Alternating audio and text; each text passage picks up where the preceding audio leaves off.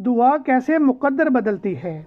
اللہ تعالیٰ نے حضرت ایوب علیہ السلام کو بے پناہ دولت سے نوازا تھا۔ دنیا میں موجود کوئی ایسی چیز نہیں تھی جو حضرت ایوب علیہ السلام کے پاس نہ ہو۔ حضرت ایوب علیہ السلام اپنے وقت کے ملٹی ملینئر تھے، پھر اللہ تعالیٰ نے ان کو آزمایا، ان سے سب کچھ چھین لیا۔ ان کی بہت ساری اولاد تھی اور ساری ایک ساتھ فوت ہو گئی۔ وسیع و عریض رقبے پر ان کی فصلیں جل کر راکھ ہو گئیں۔ پھر ایک دن حضرت ایوب علیہ السلام نے اللہ تعالیٰ سے دعا کی اور اللہ سے رحم مانگا۔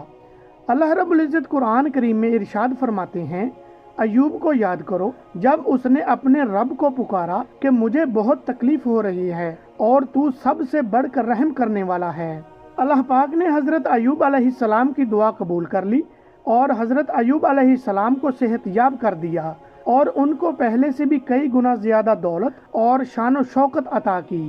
ہم نے ان کی دعا قبول کر لی اور جو ان کو تکلیف تھی وہ دور کر دی اور ان کو بال بچے بھی عطا فرمائے۔ اس طرح اللہ نے قرآن مجید میں حضرت زکریا علیہ السلام کی بے بسی کا واقعہ ذکر کیا۔ حضرت زکریا علیہ السلام کی بیوی بانجھ تھی، وہ بچے پیدا نہیں کر سکتی تھی۔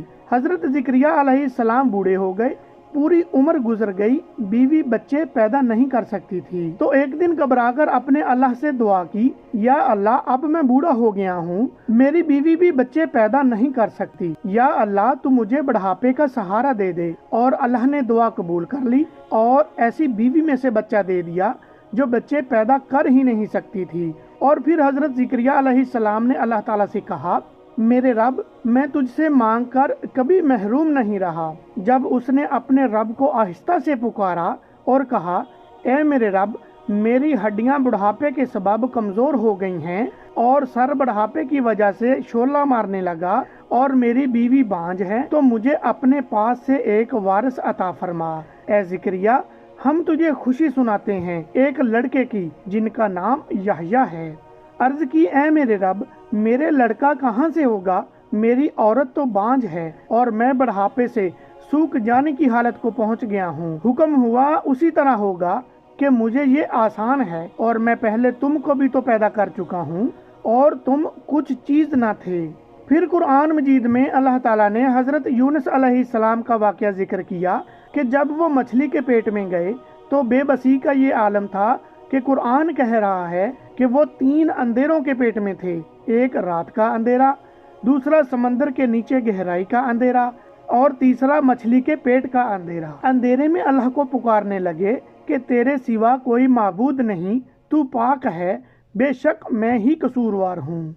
اللہ پاک فرما رہے ہیں، ہم نے یونس علیہ السلام کی دعا کو قبول کیا اور ان کو وہاں سے نکالا۔ یہاں سے نکلنے کے سارے راستے بند تھے۔ یہ واقعات قرآن مجید میں اس لیے ذکر کیے گئے ہیں کہ میرے بندو مجھ سے کبھی نا امید نہ ہونا۔ میں نے موسیٰ کو فرعون کی گود میں پال کر دکھایا، اسماعیل کو چھری کے نیچے بچا کر دکھایا، ابراہیم کو جلتی آگ میں بچا کر دکھایا، مریم کو بن باپ کے بیٹا دے کر دکھایا، یوسف کو ایک قیدی سے بادشاہ بنا کر دکھایا، موسیٰ کو سمندروں میں خشک راستہ نکال کر دکھایا۔ ہم جسے پریشانی سمجھ رہے ہوتے ہیں، ہو سکتا ہے وہ کسی نئے سفر کا آغاز ہو۔ جب حضرت یوسف علیہ السلام کو کنویں میں گرایا گیا تو انہیں نہیں معلوم تھا کہ یہ ایک نئے سفر کا آغاز ہے، پیغمبری کا سفر، بادشاہت کا سفر۔ اور وہ کچھ نہ جانتے ہوئے بھی کہ آگے کیا ہونے والا ہے، اس یقین اور بھروسے کے ساتھ بڑھتے رہے کہ میرا اللہ میرے ساتھ ہے، اور اللہ نے نبوت سے بھی نواز دیا اور بادشاہت سے بھی نواز دیا۔ اور جو کوئی بھی اللہ پر بھروسہ کرے گا تو اللہ اس کے لیے کافی ہے۔ یقین رکھو اللہ اپنا کام پورا کر کر ہی رہتا ہے۔ جب کوئی ٹوٹ کر تڑپ کے مجھے پکارتا ہے تو میں اس کی دعا قبول کرتا ہوں، اس کی تکلیف کو دور کر دیتا ہوں۔